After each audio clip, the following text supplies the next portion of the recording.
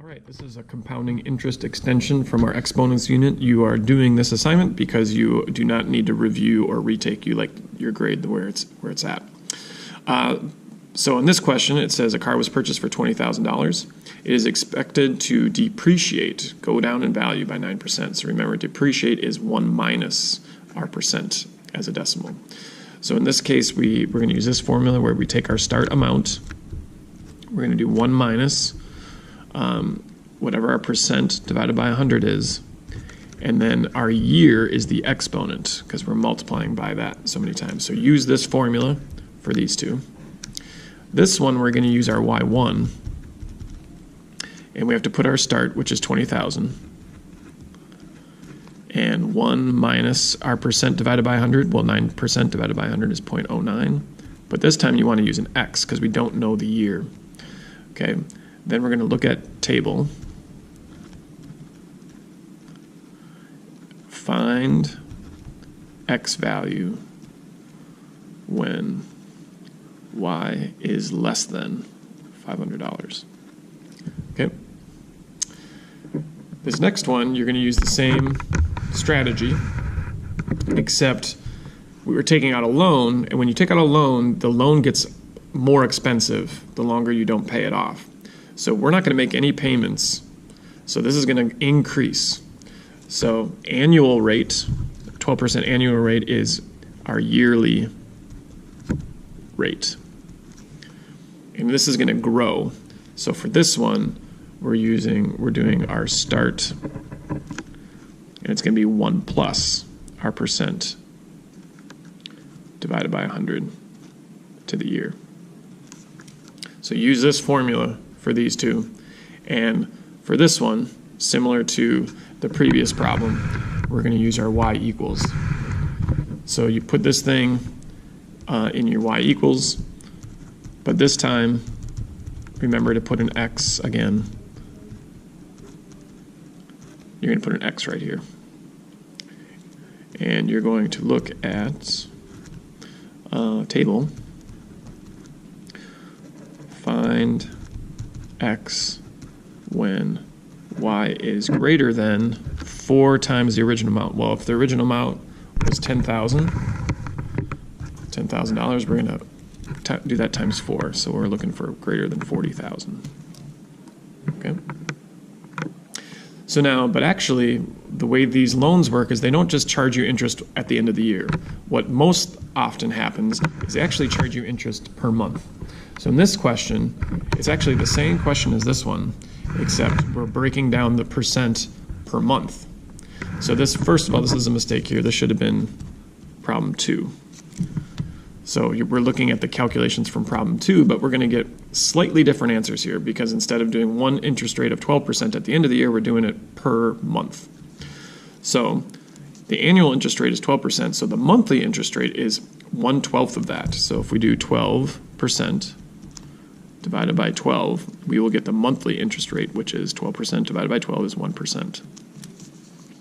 And if we change that to a decimal, it's 0.01, 1 divided by 100.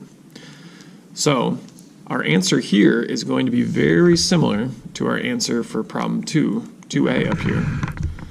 Okay, but it's going to be slightly different because of we're doing monthly interest. So we have the same start, so $10,000 is the start.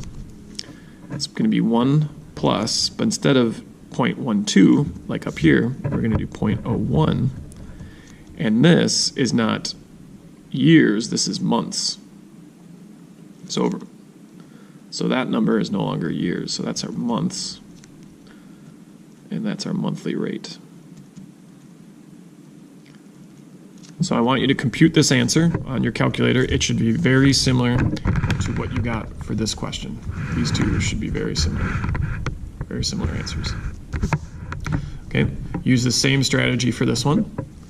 And again, same strategy over here, 10,000, 1 plus 0.01 to the x power. But that x is months, not years now. So find x when y is greater than 40,000. But your answer is going to be in months. So X equals months. Okay, so let's flip it over and look at the back page. On this page, you'll be doing similar thinking. Here we're going to do monthly. So for these two, you're going to do your start, 1 plus your percent divided by 12 to make it, and divided by 100, and then months. You're going to use that for these two. This one is going to be your start, 1 plus, but instead of, we're going to compound it weekly, so we have to take our yearly percent, that's 6.5, divide it by 52 to divide it among the weeks, and then down here we divide by 100, and then this number is our weeks. Use similar logic for this one. Okay. And then finally, I want you to try this question on your own with your neighbor. So your Javier's account is compounding monthly, so you're going to divide by 12%, and Dominique's is compounding semi-annually, just twice. So Javier, we have our start, 1 plus percent divided by 12 over 100, and the months. And then Dominique is 1 plus percent divided by 2, because it's only twice a year, not 12 times a year. And then times the number of half years. And you're going to see who made the most on their investment.